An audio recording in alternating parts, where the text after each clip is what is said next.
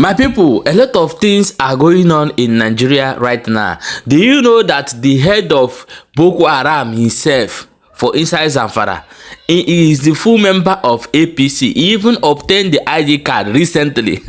Nigeria is a place that you can see something you will never imagine in your life. Then some people don't call out for Shegun Gumim. Say me the arrest am, say na him be even the founder of Boko Haram, and now they dictate wetin dey happen for Nigeria currently. Say me they arrest this man. They say that the northern Muslim group don't talk say the Yoruba must become an Islamic state. All Yoruba state must be Islamic state by fire, by force. My people, come here. Oh, you know, say they say internet are not forgetting. Anything wey they do for this life, be very, very careful, because internet never forget. They don't bring out wetin Soludo talk before he become the governor about IPOB concerning Mazi Nnamdi Kanu. And another video still surface wetin talk, how they talk say he no even know Mazi Nnamdi Kanu. He just heard that someone in the prison just go could they mad because of money. Let us watch the video. Stay tuned before we come back and continue. A certain terror kingpin, Bello, had been registered as a member of the APC. Did you hear that story? They showed the card. They showed the card. And people dismissed it. But look, that one I don't need to doubt it, because can you tell me one particular reason why Toju Bello is still in Nigeria holding swear? Tell me, a terrorist, a known terrorist. No, tell me, if not that the government is pampering him, if not that there is something he's doing for government, Mr. Okoro, there are things that are very obvious. You know what baffles me? These people used to go on emissary. The federal government used to send some people to Toju Bello. Not once, not twice. And when they go to him, they will discuss and talk, you know, after all the camadiri and all the clinking of glasses. When they are going, this same man will say, okay, for your coming, oh yeah, come. I have some captives in my domain. Oh yeah, take these people, take them, give their government. I don't need all these people again. And if the gun with me is too much, oh yeah, take this 32 number. Mr. Okoro, it happened here. I am holding on to that. That's why I'm talking about it.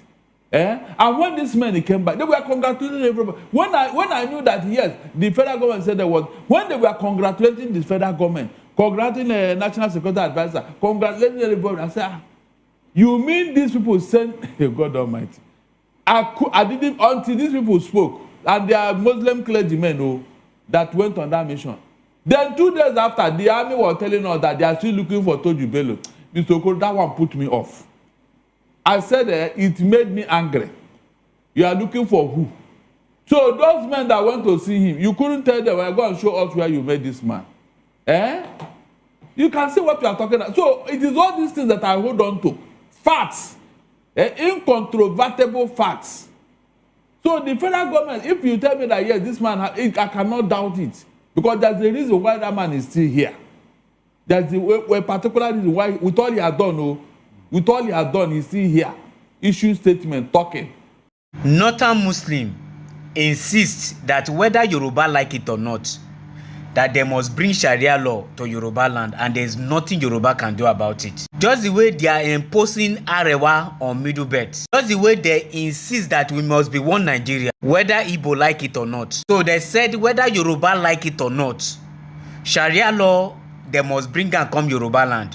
Even recently, Adebayo Shitu, that resides in Oyo, invited Gumi. They have closed meeting, which people did not really understand wetin they discuss. And after that meeting, Shitu insists that if Oyo people make am as governor, say they go bring Sharia law to Oyo state and nothing go happen. Those of you wey no know, Shitu no wan bring Sharia law because of say him like Sharia law. Him just wan bring Sharia law, or they convince Gumi say if him fit give him governor for Oyo state, say him go bring Sharia law, because he know say the only way wey they go fit give am governor for Oyo state na when him promise the northerners something, say if you make me this, I go do this for una. So definitely, to my own observation, that is why Shitu invite Gumi to Oyo state where they get close meeting. And make una watch out, as long as say Shitu don promise say if they make am governor for Oyo state, im go bring sharia law, una go see say the next governor of Oyo go be Shitu. As long as you are ready to do what the northerners want, they go make you governor anywhere in Nigeria and nothing go happen. You know the funniest part of it? Nothing go happen if they bring sharia law to Yorubaland. You know why? Because individual Nigerians, we are not ready to take back our country. The northern elite, especially the Muslim ones, that they do whatsoever they like with our life. And as long as say we not ready to resist them, they will continue to do more. The only place when Muslim know they get mouth, now only people wey dey fit resist them. For anybody wey dey jelenge from this Islamic people, especially those northern one, they go use you do jelenge. But if you can stand up against them, you go see say they no go misbehave again. But everything they are imposing on us, whether we like it or not, it will come to pass as long as say we not ready to take back our freedom by fire by force. I tell people, freedom don't come free. Freedom come by fighting. The word free is not free in that freedom. The full meaning of freedom is free doom. You are free to doom. That is the meaning. So if you want to set yourself free away from all this oppression, you need to stand up and fight against your enemy. And who are your enemy? Your enemy are the people that did not want you to go far in life. The people that did not want you to see the next day if you no practice their religion. The people that want to impose their own ideology on top you by fire by force. So the best option for Nigerians, let every region start agitating for division. Now no fit agitate for separation of Nigerians. Let's just agitate, make them split northern part of Nigeria from the rest of us. Make them live their life. Anyway, share your thoughts on the comment section responsibly, and for those that love to cry, cry responsibly on the comment section. Thank you. I think to a large extent, we should, much as we eliminate the ones in the bush, there must be a similar treatment given to those in government. The likes of Sheikh Gumi, if the country was functional, the likes of Sheikh Gumi, Nasir El-Rufai, they should be behind bars or taken out or possibly live on exile. But unfortunately, you find a policeman standing behind a man who speaks on behalf of terrorists simply because he has some religious, pedigree or whatsoever he wishes to call it. All these years, you don't know what IPOB is agitating for. You know what they're agitating for. You're either for or not against. That's not world leadership. On the issue of IPOB, the proscribed IPOB, and you have the militant arm of IPOB, the ESN. What will you do with IPOB if you become governor?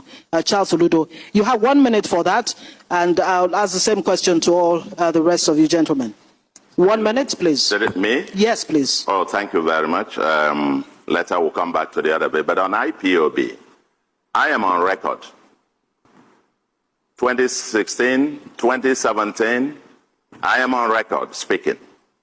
I visited Nnamdi Kanu. I didn't know him. I never heard of him. Never heard of IPOB. But when I heard he was in Kuje prison and court order to release him, court judgment to release him, and they refused, I am the one that led 12 further prominent Igbos to go to Kuje and dialogue with him. And I addressed the international press conference to ask for his release. Thereafter, people started visiting Kuje, and 3-4 weeks later, he was released. I believe that an idea, I may not agree with him, with his views on terms of the destination or even the means, but I believe that in a democracy, you put everything on the table.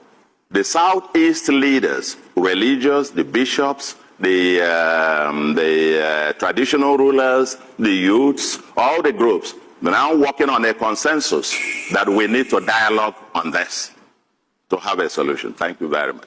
Do you condemn IPOB's activities, the ideology, and the way they're going about putting their message across?